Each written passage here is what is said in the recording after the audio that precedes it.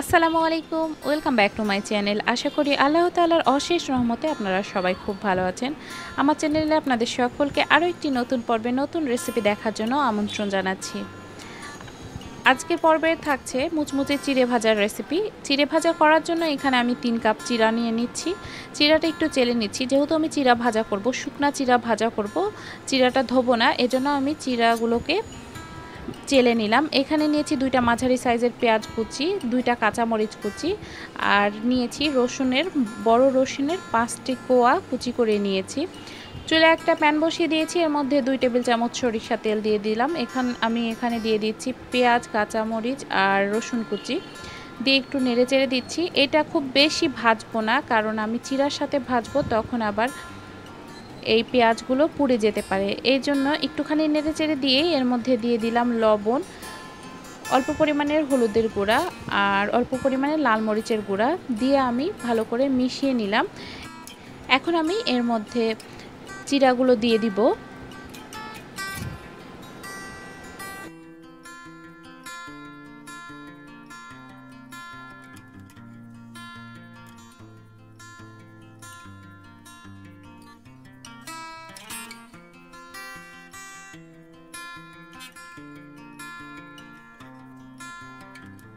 আর চিড়াগুলো দিয়ে আমি সবগুলো উপকরণ ভালোভাবে মিক্সড করে নিচ্ছি। আর এটা আমি অনবরত নেড়েচেড়ে ভেজে নিব, তা না হলে এটা নাড়া বন্ধ করলে নিচের দিকটা পুড়ে যেতে পারে। তাই আমি এখন অনবরত নেড়েচেড়ে চিড়াগুলোকে ভেজে নিচ্ছি। আর চুলার আঁচটা আছে মিডিয়াম হিটে রেখে আমি এই চিড়াগুলো ভেজে নিব।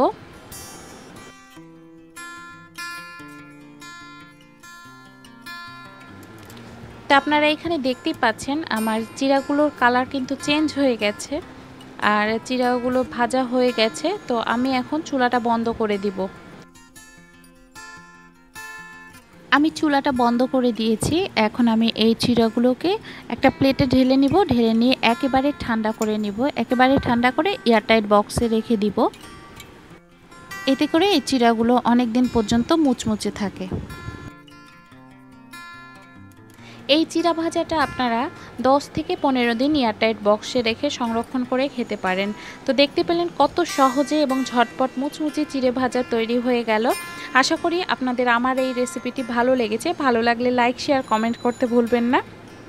আরও নতুন নতুন রেসিপি পেতে আমার চ্যানেলের সাথেই থাকুন। সবাই ভালো থাকবেন। ফিরে আসবো আরও একটি নতুন রেসিপি নিয়ে। আল্লাহ হাফেজ।